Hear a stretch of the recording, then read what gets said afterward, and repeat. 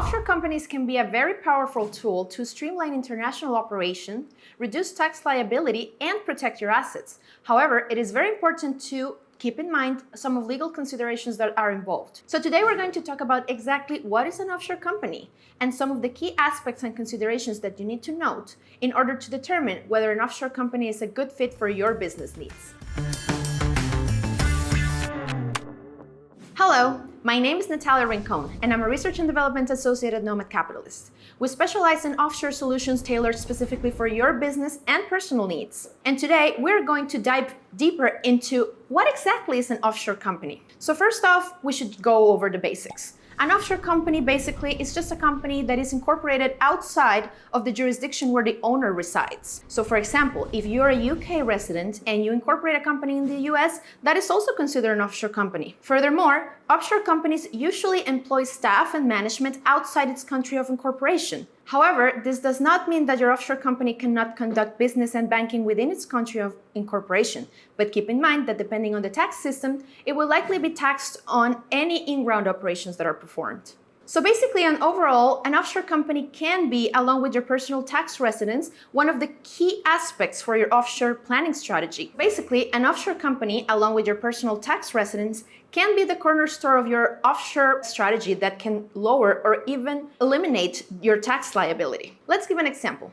Suppose that you incorporate your offshore structure in a low-tax jurisdiction, but you yourself are a tax resident of a high-tax country. So whenever you perform any work or duties that are related to your company within the territory of the country where you're residing, for example, France, it is likely that the country will tax you due to permanent establishment and control for incorporation rules. So this is why at Nomad Capitalist we talk about the tax-friendly quadrant, because if your goal is to effectively reduce your tax liability, there are 4 steps to follow in order to create a tax-friendly strategy. So first, you need to become a tax non-resident of your high-tax country. This doesn't necessarily mean giving up citizenship, but it does mean that you need to cut ties with the country and become a tax resident somewhere else. Remember, US citizens, this doesn't generally apply to you because the US has citizenship-based taxation. So wherever you go, the IRS will follow you. Then you need to determine where you will relocate as a person.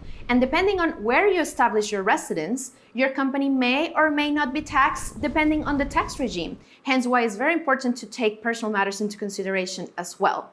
So preferably you move to either a territorial tax country, a low tax country, or you adhere to a special tax regime such as a non-dom or a lump sum tax regime. Now let's talk about your business. You should move your business offshore as well, of course, if you're looking to reduce tax.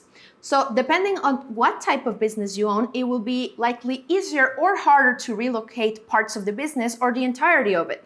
For example, if your business works with tangible assets, if it has any sort of factory work, if it has wellness centers, if it has any production facilities, it will be harder to relocate to an offshore location. But if your business is location independent, for example, if you provide consultancy or IT services, it will be a lot easier because your business is location independent on itself. And therefore, the work and management of the business can be conducted from pretty much anywhere in the world. And finally, you guessed it, you need to pick the best jurisdiction for your business as well, which likely won't be the same as your personal residence. This is because each jurisdiction has its own regulations. So you should really choose depending on what your goals and priorities is.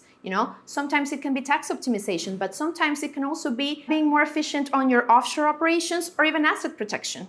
So depending on what your particular goal is, you should tailor your choice. Now let's talk about some of the legal considerations. And let's start with control for incorporation rules. So these are very crucial when you're choosing the jurisdiction of incorporation.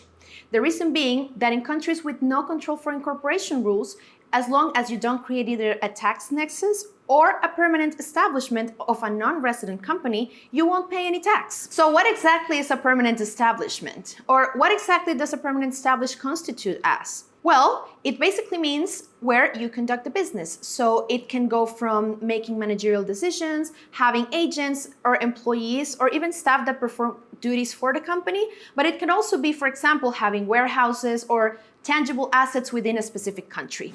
All of this can create a permanent establishment for your company outside of its country of incorporation. So make sure to be aware of those details as well. Therefore, if you are a tax resident and owner of a foreign company, this does not necessarily trigger tax obligations regardless of whether you need to report it or not.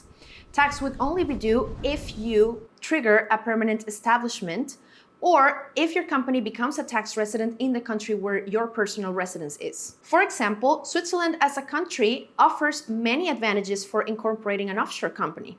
Firstly, because there are no control for incorporation rules. Therefore, holding companies can defer taxation on profits earned by their foreign subsidiaries. Additionally, income attributed to permanent establishments of Swiss companies outside of Switzerland is exempt from Swiss income tax. This extends to rental income from real estate located abroad as well. Furthermore, Switzerland does prioritize privacy, so shareholder information is not really available to the public unless the shareholder provides its consent. And last but not least, Switzerland does have a vast network of tax treaties, allowing the owners of Swiss companies to potentially benefit from the reduced tax rates on dividends collected through these treaties. So why go through all this trouble? What are the actual advantages of setting your business offshore? First of all, you can enjoy a higher degree of privacy and less bureaucracy. So offshore companies usually provide a higher degree of privacy regarding its financial details and ownership details. Also, it can provide tax benefits. Offshore companies enjoy a much lower degree of bureaucracy, less auditing and reporting requirements, and furthermore, you may not even need to hold annual shareholder meetings depending on the entity type. Last but not least, you can enjoy a certain degree of asset protection. This is because as a separate legal entity, your offshore company can better protect your assets from, for example, creditor searches or even lawsuits. In conclusion, there are many benefits to setting up an offshore company, and you should definitely identify which of them is the best fit for your particular needs. And this is what we do at Nomad Capitalist. We specialize in all of the potential options that you may have for setting up an offshore structure, and we make sure that we tailor a plan specifically for your case. And this basically allows you to go where you're treated best. So if you want to know more about how we can help you potentially reduce your taxes, protect your assets, and enjoy a higher degree of privacy in the modern world, make sure to go to nomadcapitalist.com and sign up to become our client. And make sure to follow our social media, where we're constantly posting new updates on industry news and programs that may be of interest to you. Thank you for watching, and see you soon in another video.